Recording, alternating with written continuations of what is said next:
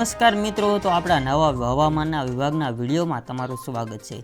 તો આજે આપણે જોવાના છીએ કયા કયા વરસાદમાં વરસાદ વરસી શકે છે, કયા કયા વિસ્તારમાં વાદળછાયું વાતાવરણ રહેશે, કેવા પવનની ઝડપ રહેશે, તો બધું જ આજના આપણા વિડીયોમાં જોવાના છીએ। હવામાન વિભાગે કયા કયા જિલ્લામાં આગાહી કરેલી છે અને કયા કયા જિલ્લામાં વરસાદની યલો એલર્ટ છે, રેડ એલર્ટ છે, સંપૂર્ણ માહિતી આજના આપણે વિડીયોમાં જોવાના છીએ। તો આપણી ચેનલ ઉપર પહેલી વાર હોય તો આ વિડીયોને લાઇક કરી દો અને ચેનલને સબસ્ક્રાઇબ કરી બાજુમાં બેલ બટન દબાવી દો।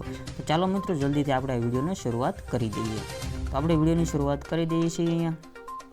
તો આપણે જોઈ શકીએ છીએ મિત્રો કે આપણે આજ 28 તારીખ છે, તો 28 તારીખમાં ટાઈમલાઈન સેટ કરી દીધું છે અને આટલા એરિયામાં આપણે આખા ભારતમાં વરસાદ પડવાની ફૂલ સંભાવના છે। ગુજરાતનું પછી આપણે જોઈ લઈએ।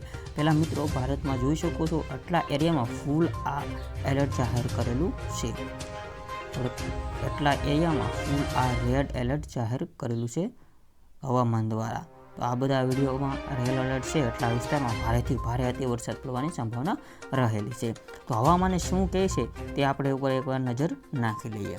તો ગુજરાતના 3 જિલ્લામાં ભારે વરસાદની આગાહી હવામાન દ્વારા કરવામાં આવી છે અને સૌરાષ્ટ્રના 5 જિલ્લામાં છૂટાછવાયા સ્થળો પર ભારેથી ભારે વરસાદ પડી શકે છે, જેમાં મિત્રો રાજકોટ, જૂનાગઢ, ગીર સોમનાથ, અમરેલી અને ભાવનગરનો સમાવેશ થાય છે। હવામાને વરસાદનું અહીંયા આ જગ્યાએ યલો એલર્ટ તેને આપેલું છે। આગળ વધીએ તો નર્મદા, ભરૂચ, જ્યારે દક્ષિણ ગુજરાતમાં ડાંગ, તાપી અને સૌરાષ્ટ્રમાં ભાવનગર, અમરેલી, ગુજરાત, સોમનાથ જેવા વિસ્તારોમાં વરસાદ પડી શકે છે।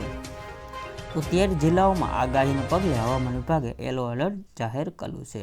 દક્ષિણ ગુજરાતના સુરત, નવસારી જે મિત્રો આ સુરતવાળો એરિયો છે ત્યાં આટલા એરિયામાં ફૂલ વરસાદ પડવાની સંભાવના છે અને આમાં મિત્રો રેડ એલર્ટ જાહેર કરેલું છે। આ હવામાન વિભાગ દ્વારા આપણે માહિતી આપવામાં આવી છે, તેના ઉપર જ આપણે વિડીયો બનાવીએ છીએ। જ્યારે મધ્ય ગુજરાતના 4 જિલ્લામાં પણ વરસાદનું અનુમાન રહેલું છે।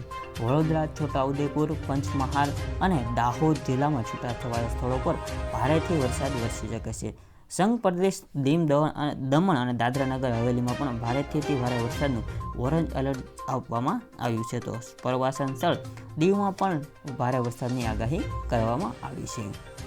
તો હવામાન વિભાગની આગાહી મુજબ દક્ષિણ ગુજરાતમાં સુરત, નવસારી, વલસાડ, દમણવાળું મિત્રો આપણે રેડ એલર્ટની વાત થઈ ચૂકી છે।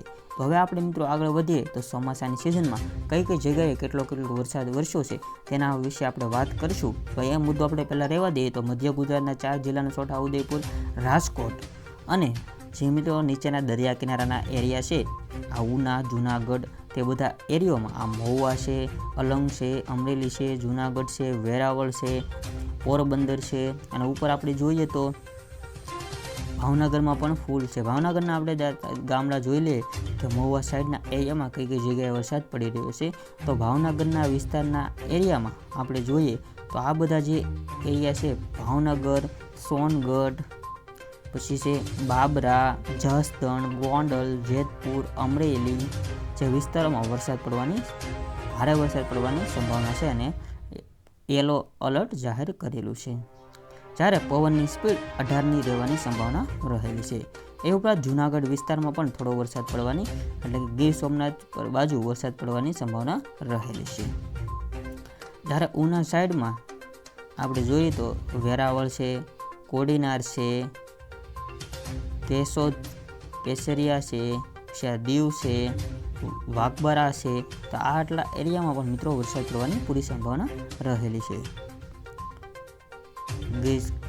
ગીર ગાંધલા છે મિત્રો, તો આ બધા વિડીયોમાં જોઈ શકો છો વરસાદ પડવાની પૂરી સંભાવના રહેલી છે। જ્યારે અમદાવાદ સાઈડ એરિયામાં તો મિત્રો રેડ એલર્ટ જાહેર કરેલું છે। તો અમદાવાદ સાઈડ એરિયામાં તો પૂરેપૂરી વરસાદની સંભાવના રહેલી છે।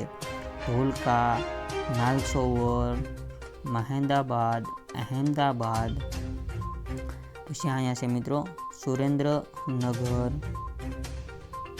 આટલા વિસ્તારોમાં વરસાદ પડવાની પૂરેપૂરી સંભાવના છે। તો તમે જોઈ શકો છો જે આપણે ચિહ્ન બતાવ્યા છે હવામાનવાળા ત્યાં બધા વરસાદના ચિહ્ન છે। તો મેં જણાવ્યા આટલા જિલ્લાઓમાં વરસાદ પડવાની પૂરી સંભાવના રહેલી છે।